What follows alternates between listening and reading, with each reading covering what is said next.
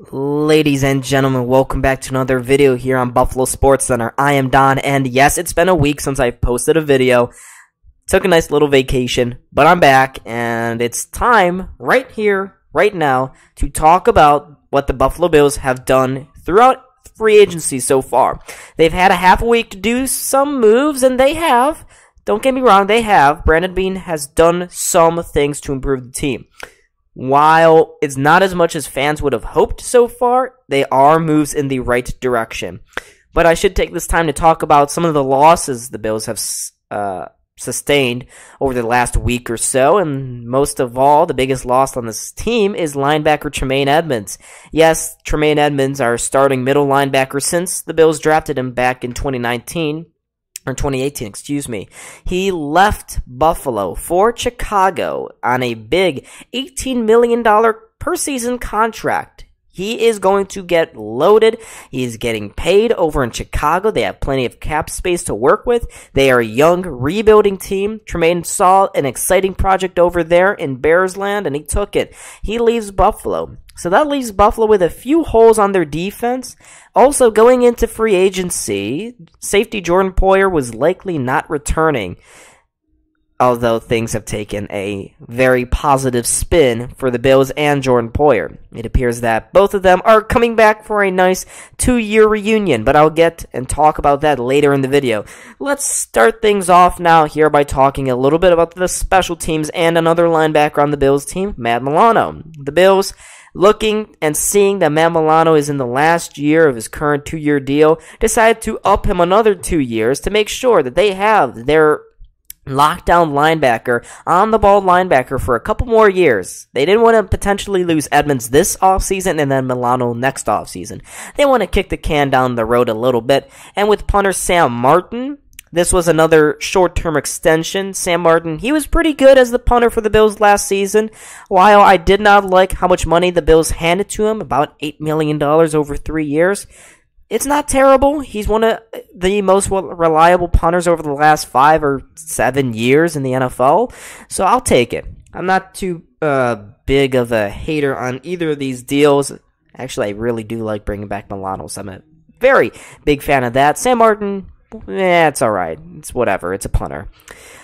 Let's continue on now to talk about some other players that the Bills extended, including Tyrel Dodson, who will now battle away for that middle linebacking starting position after Edmunds departed. He will battle with Balen Spector and a couple of other guys. I think the Bills are going to draft someone in draft a linebacker probably in the first round of this upcoming draft. Of course, that mock draft will be coming soon.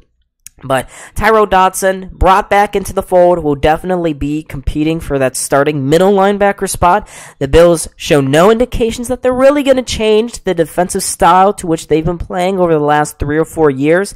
So they must have big hopes for Tyrel Dodson. And Dane Jackson, another young cornerback that a lot of Bills fans don't really like. I thought it was alright. The Bills certainly have gotten a lot from him, considering that Dane Jackson was basically a throwaway 7th-round pick. Dane Jackson has turned into a solid cornerbacking 3-4 guy for the Bills, so they just brought him back here on a 1-year deal. Continuing on now, this was the big shocker of free agency last week for the Buffalo Bills, and that was them bringing back safety Jordan Poyer on a 2-year deal. See, up to this point, Poyer and his wife, Rachel Bush, have each shown no interest in coming back to Buffalo, it seemed. Jordan Poyer said he wanted to go to a state where they didn't take half of your taxes, to a sunnier place.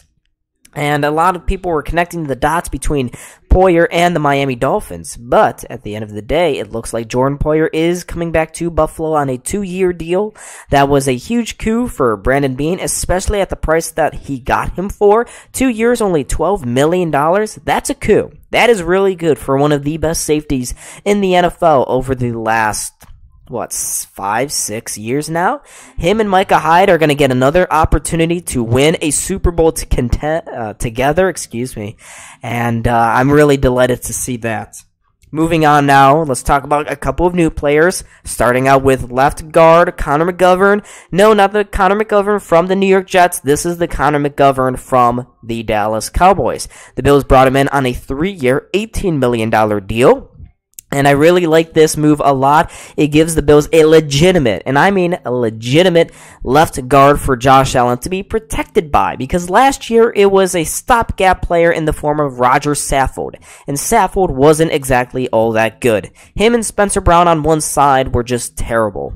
So the Bills bringing in Connor McGovern, who is a reliable pass protector, not so great at run blocking, but he is a good enough pass protector. And then a pass-first offense like Buffalo, that is exactly what they needed. And they got him at a pretty decent contract as well. Finally, let's talk about a very polarizing pickup here by the Buffalo Bills. I should preface this by saying that the Bills got rid of Isaiah McKenzie last week as well. McKenzie is not returning to the Buffalo Bills next season. Instead, they are bringing in Deontay Hardy, wide receiver from the New Orleans Saints, who is very explosive. He's very small, he's very quick, shifty, plays a lot like Isaiah McKenzie, actually. The only difference is that Deontay Hardy has been more of a consistent kickoff returner, punt returner. Now, I'm not sure why the Bills and Brandon Beane decided to go in the direction of Hardy, especially when you have that guy already in Nyheim Hines. Maybe that shows to us that maybe Nyheim Hines, who did get a restructured contract this offseason, will be featuring more in the actual offense, not just special teams. So Deontay Hardy definitely brought in primarily for the special teams. Could be the Bills' Mecole Hardman, that Mecole Hardman is to the Chiefs, a very quick, shifty, fast wide receiver, can be very explosive, has got great speed. We'll see how much he goes into the offense. I expect a lot of Deontay Hardy's contributions, though, to the Bills next season being in the form of special teams and returning. So, looking at all of that, let me know what your thoughts are about the Bills' free agency moves over the first week. Do you like them? Do you hate them?